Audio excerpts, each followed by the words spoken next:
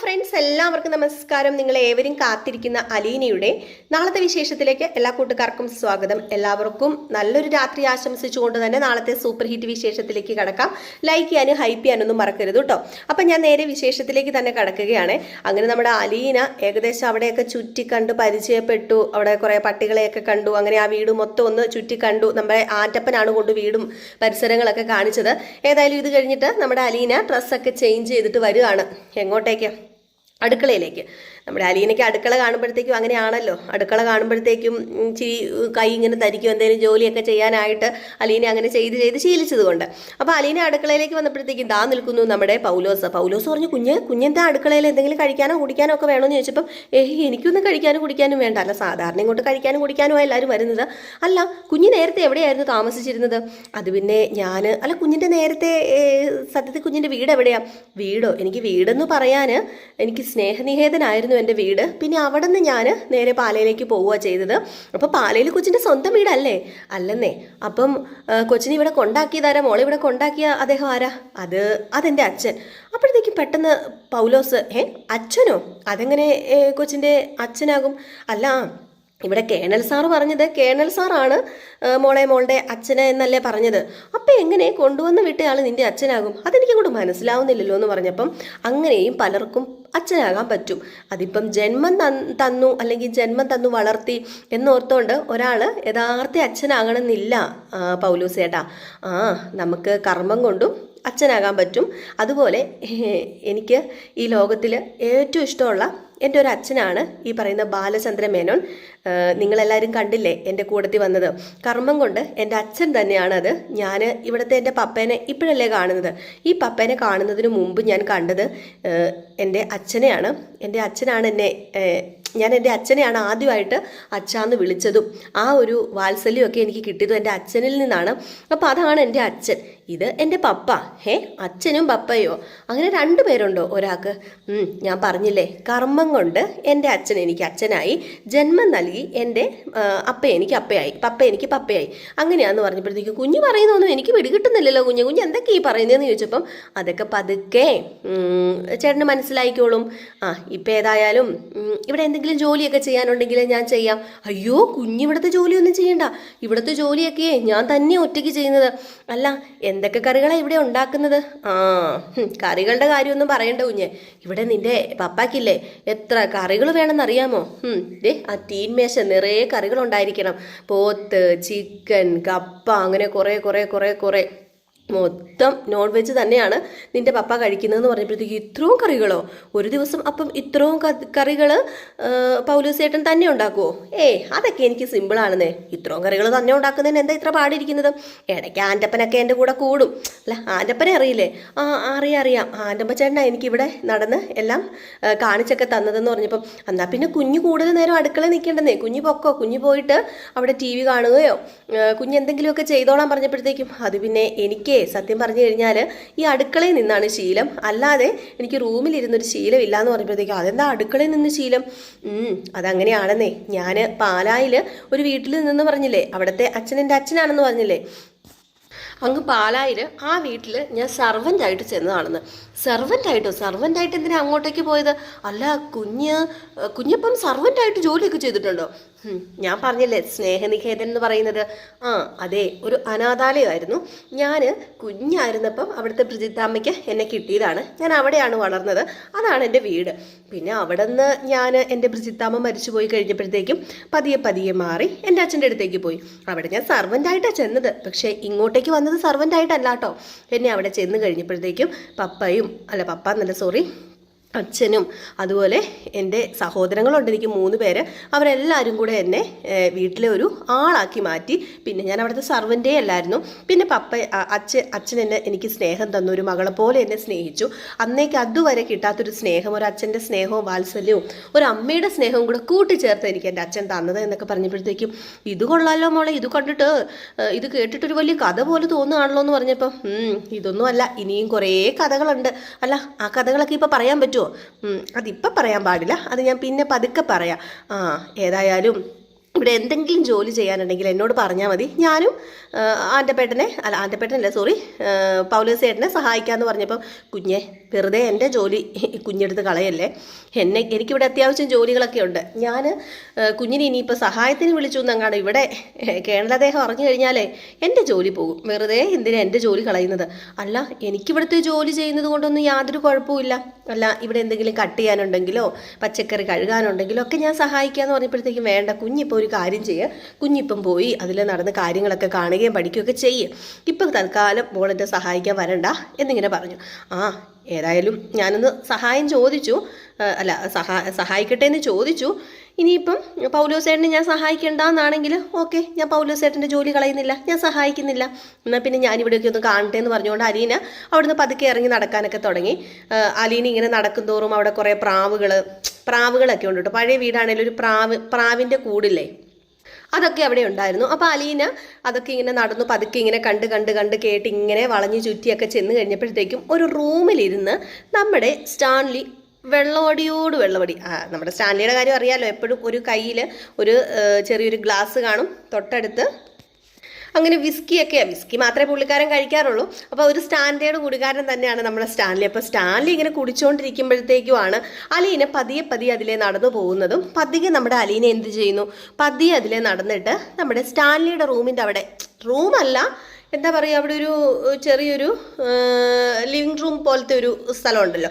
അപ്പോൾ അവിടെ ഇങ്ങനെ ചെന്നപ്പോഴത്തേക്കും സ്റ്റാൻലി ഇങ്ങനെ ഇരുന്ന് കുടിച്ചുകൊണ്ടിരിക്കുക. അപ്പോൾ അലീന ഇങ്ങനെ ചെന്നിട്ട് ഇങ്ങനെ നോക്കിയതും നമ്മുടെ സ്റ്റാൻലി കണ്ടു കേട്ടോ. അപ്പോൾ സ്റ്റാൻലി പെട്ടെന്ന് ഗ്ലാസ് കയ്യിലുണ്ട്, ഗ്ലാസ്സും കയ്യിൽ പിടിച്ചത് കൊണ്ടോ അല്ലെങ്കിൽ അലീനയെ കണ്ട് പേടിച്ചത് കൊണ്ടോ ഒന്നുമല്ല, നമ്മുടെ അലീന ഒന്ന് പതറി നോക്കിയപ്പോൾ അലീനയാണെങ്കിൽ ഒരു കറുത്ത കരിമണിമാലയും കാതിലൊരു കറുത്ത കമ്മലും ഈ ഒരു എന്താ പറയുക, നമ്മുടെ അലീന എപ്പോഴും ഇരുന്ന ഒരു ചുരിദാറും.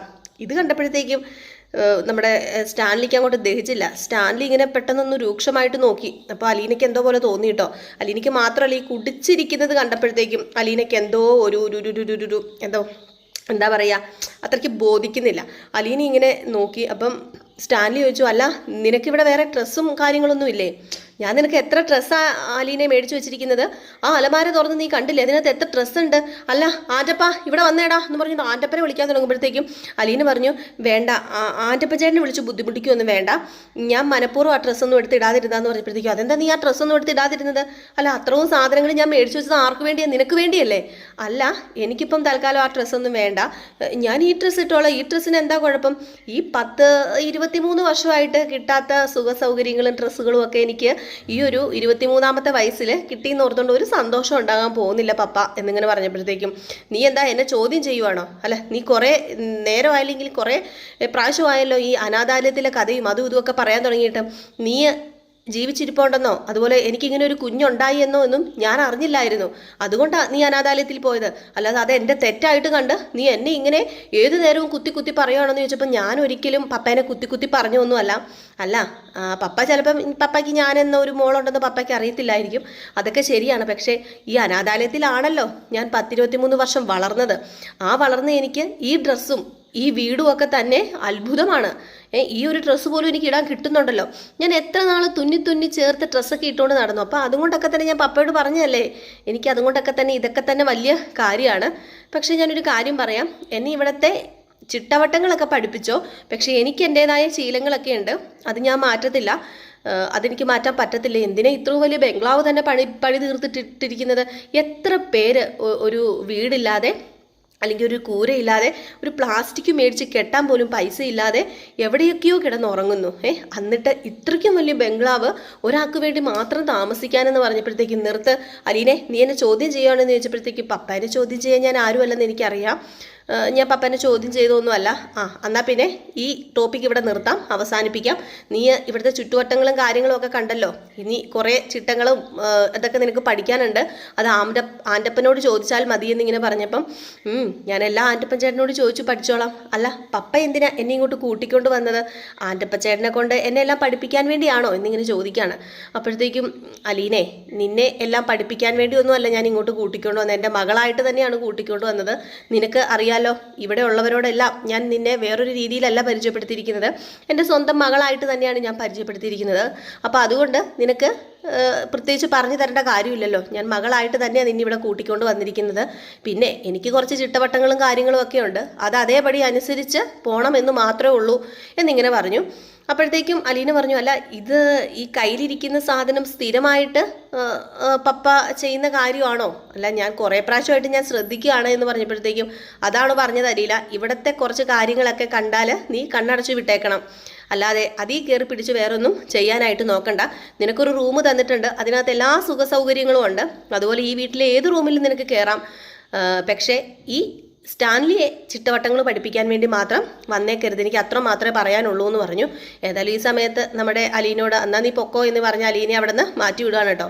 അലീനയാണെങ്കിലോ ഇത് എന്തൊരു സാധനമാണ്, ആദ്യമായിട്ട് തൻ്റെ മകളെ കാണുമ്പോഴത്തേക്കും ഇങ്ങനെയാണോ ചിട്ടവട്ടങ്ങൾ പഠിപ്പിക്കുവാണോ ചെയ്യേണ്ടത്? ആദ്യമായിട്ടൊരു മകളെ കാണുമ്പോഴത്തേക്കും ഒരു സ്നേഹപ്രകടനം വല്ലതും കാണിക്കേണ്ടതല്ലേ? അലീന അലീന അലീന, ഒന്ന് മോളേന്ന് പോലും വിളിക്കത്തില്ല. ഇത് എന്തൊരു സാധനം, ഇത് മറ്റേതിൻ്റെ ബാക്കിയാണെന്ന് തോന്നുന്നു എന്നുള്ള രീതിയിൽ ഇങ്ങനെ നമ്മുടെ അലീന സ്വയമേ തന്നെ പറയുകയാണ്. ഏതായാലും അലീന അതിലെ കൂടെയൊക്കെ ചുറ്റിക്കറങ്ങിയൊക്കെ ഇങ്ങനെ കാര്യങ്ങളൊക്കെ കാണുകയാണ് കേട്ടോ. അപ്പോൾ ഇത് കഴിഞ്ഞ് പിന്നെ കാണിക്കുന്നത് അങ്ങ് നെടുമ്പുരയ്ക്കൽ വീടാണ്. നെടുമ്പുരയ്ക്കൽ വീട്ടിൽ എല്ലാ അടുക്കും ചിട്ടയോടും കൂടിയൊക്കെ ഇരിക്കുകയാണ്. അപ്പോൾ അടുക്കളയിൽ വെക്കേണ്ട സാധനങ്ങൾ അടുക്കളയിലും, റൂമിൽ വെക്കേണ്ട സാധനങ്ങൾ റൂമിലും ഒക്കെ ഇരിക്കുക. അപ്പോൾ നമ്മുടെ വൈജ കിച്ചണിലൊക്കെ കയറി, കിച്ചണിലൊക്കെ നോക്കിയപ്പോഴത്തേക്കും അടുക്കും ചിട്ടയോടും കൂടി കാര്യങ്ങളൊക്കെ ഇരിക്കുകയാണല്ലോ. മാത്രമല്ല നമ്മുടെ അലീന അവിടെ കുറേ കാര്യങ്ങളൊക്കെ എല്ലാം ഉണ്ടാക്കിയൊക്കെ വെച്ചിട്ടുണ്ട്. നമ്മുടെ വൈജ ഉണ്ടായിരുന്നപ്പോഴുള്ള കിച്ചൺ പോലെയല്ല. അതുകൊണ്ട് തന്നെ ആദ്യം തന്നെ നമ്മുടെ വൈജ അടുക്കളയിൽ കയറി എല്ലാ സാധനങ്ങളും പഴയ പടി തന്നെ മാറ്റുകയാണ് കേട്ടോ.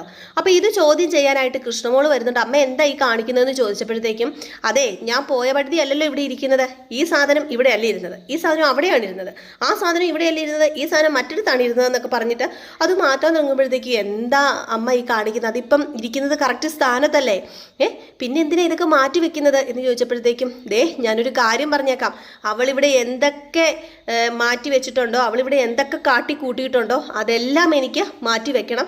അവളുടെ ഒരു സ്പർശം പോലും പെരേണ്ട സ്ഥലം എനിക്ക് ഡെറ്റോൾ ഒഴിച്ച് തൂത്ത് കളയണം. നോക്കിക്കോ, ഞാൻ അല്ലെങ്കിൽ ഇവിടെ കയറി വന്നതേ ചുമ്മാതെയല്ല, ഇവിടെ എല്ലാം ഡെറ്റോൾ ഒഴിച്ച് എല്ലാം തുടച്ച് വൃത്തിയാക്കി. അവളുടെ കുറേ പാട്ടക്കെട്ടിരിക്കുന്ന കണ്ടല്ലോ ആ റൂമിനകത്ത്, തലകണയും മെത്തയും ഒക്കെ ആയിട്ട്, അതെല്ലാം ഞാൻ എടുത്ത് കത്തിക്കുമെന്ന് പറഞ്ഞപ്പം, എന്തിനാ വെറുതെ അമ്മ അതൊക്കെ എടുത്ത് കത്തിക്കാൻ പോകുന്നത്? അച്ഛൻ വന്നു കഴിഞ്ഞിട്ടുണ്ടെങ്കിൽ അമ്മേ വിചാരിക്കുന്ന പോലെയല്ല, അച്ഛൻ വന്നു കഴിഞ്ഞിട്ടുണ്ടെങ്കിൽ പിന്നെ പ്രശ്നമാവെന്ന് പറഞ്ഞപ്പം, എന്ത് പ്രശ്നമാണ് നിന്റെ അച്ഛൻ ഉണ്ടാക്കാൻ പോകുന്നത്? ഇവിടെ ഇനി വൈജ പറയുന്ന പോലെ നടക്കാൻ പോകുന്നുള്ളൂ. പണ്ട് എങ്ങനെയാണോ ഇവിടെ വൈജ ഭരിച്ചിരുന്നത് അതുപോലെ വൈജ ഇനി ഭരിക്കുന്നു പറഞ്ഞപ്പം, കാണാം, അച്ഛൻ വരുമ്പോൾ കാണാം, അങ്ങനെയൊന്നും ഉണ്ടാകാൻ പോകുന്നില്ലമ്മേ. അമ്മ വിചാരിക്കുന്ന പോലെയല്ല, കാര്യങ്ങൾ അത്രയ്ക്ക് നിസ്സാരമല്ല. അമ്മ ഇവിടെ വന്നിരിക്കുന്നത് കുറച്ച് താന്ന സ്വരത്തിൽ സംസാരിക്കാനായിരിക്കണം. അച്ഛൻ്റെ ഒപ്പത്തിനൊപ്പം നിന്ന് കഴിഞ്ഞിട്ടുണ്ടെങ്കിൽ അമ്മയ്ക്ക് ഉടനെ ഇവിടെ നിന്ന് ഇറങ്ങേണ്ടി വരും എന്ന് പറഞ്ഞപ്പോൾ, നീ ആരെ അടി പേടിപ്പിക്കുന്നത്? നീ എന്നെ പേടിപ്പിക്കാൻ നിൽക്കുവാണോ? നിന്റെ അച്ഛൻ എന്നെ മൂക്കിൽ അങ്ങോട്ട് വലിച്ച് കയറ്റുന്നാണോ പറയുന്നത്? ഏതോ ഒരുത്തീനെ കൊണ്ടുവന്ന് ഇപ്പം അവൾക്ക് 10-15 ലക്ഷം രൂപയും കൊടുത്ത് അവളെ പറഞ്ഞയക്കാൻ വേണ്ടി എവിടെയോ പോയി, ഏതോ റിസോർട്ടിൽ പോയി സുഖിക്കുക രണ്ടും കൂടെ എന്ന് പറയുമ്പോഴത്തേക്കും നാണമില്ലേ അമ്മയ്ക്ക് ഇങ്ങനെയൊക്കെ സംസാരിക്കാനായിട്ട്? ഞാൻ അമ്മയോട് സംസാരിച്ച എൻ്റെ നിലയും വിലയും തന്നെ പോകുന്നു പറഞ്ഞുകൊണ്ട് നമ്മുടെ കൃഷ്ണജ അവിടെ നിന്ന് അങ്ങ് മാറിപ്പോവാട്ടോ ചെയ്യുന്നത്. ഏതായാലും വൈജയ്ക്ക് അഹങ്കാരം ഒരു തെല്ലും കുറവില്ല. ഏതായാലും കാത്തിരുന്ന് തന്നെ കാണാം എന്തൊക്കെയാണ് സംഭവിക്കാൻ പോകുന്നതെന്ന്. നമ്മുടെ ബാലചന്ദ്രൻ തിരിച്ചെത്തുമ്പോഴാണ് ഇനിയിപ്പോൾ പൂരത്തിൻ്റെ പൂരമായിട്ട് നമ്മുടെ വൈജയ്ക്ക് ഓരോന്ന് കിട്ടാൻ പോകുന്നത്. അപ്പോൾ എല്ലാവരും കാത്തിരിക്കുക അടുത്ത വിശേഷത്തിനായിട്ട്. അപ്പം നമ്മൾ ഡെയിലി എന്നും ഫുൾ വിശേഷവും വൈകിട്ട് പ്രമോ വിശേഷവും നമ്മുടെ റിയൽ സ്റ്റോറി ന്യൂ എന്ന് പറയുന്ന ചാനലിനകത്ത് അപ്കമിങ് വിശേഷവും ഇടാറുണ്ട്. അപ്പം റിയൽ സ്റ്റോറി ന്യൂവിൻ്റെ ലിങ്ക് നമ്മുടെ പോസ്റ്റിൽ കിടപ്പുണ്ട്, നിങ്ങളൊന്ന് പോയി നോക്കിയാൽ നിങ്ങൾക്ക് കാണാനായിട്ട് സാധിക്കും. പോസ്റ്റിൽ കിടപ്പുണ്ട്. അപ്പോൾ അതൊന്ന് പോയിട്ട് നിങ്ങൾക്ക് ഇഷ്ടപ്പെടുകയാണെങ്കിൽ മാത്രം ഒന്ന് സബ്സ്ക്രൈബ് ചെയ്ത് വാച്ച് ചെയ്യാൻ വേണ്ടി ശ്രമിക്കുക കേട്ടോ. അപ്പം അടുത്ത വിശേഷവുമായിട്ട് വരാം. നാളെ രാവിലെ തന്നെ ഫുൾ വിശേഷം നമ്മൾ ഇടുന്നതായിരിക്കും. രാവിലെ ഒരു 7:30-8 മണിയോടൊക്കെ കൂടി എല്ലാ ദിവസവും ഫുൾ വിശേഷം ഇടുന്നുണ്ട്. അപ്പം മിസ് ചെയ്ത് കളയരുതേ. അപ്പം നിങ്ങളുടെ സ്നേഹത്തിനും സപ്പോർട്ടിനൊക്കെ ഒരുപാട് നന്ദിയുണ്ട്. വീണ്ടും നിങ്ങളുടെ സ്നേഹവും സപ്പോർട്ടൊക്കെ ഉണ്ടാകുന്ന പ്രതീക്ഷയോട് കൂടി നിർത്തുന്നു. നെക്സ്റ്റ് വീഡിയോ ആയിട്ട് കാണാം. അതുവരെ എല്ലാവർക്കും ടാറ്റ ബൈ ബൈ. ലൈക്ക് ചെയ്യാനും ഹൈ ചെയ്യാനും മറക്കല്ലേ.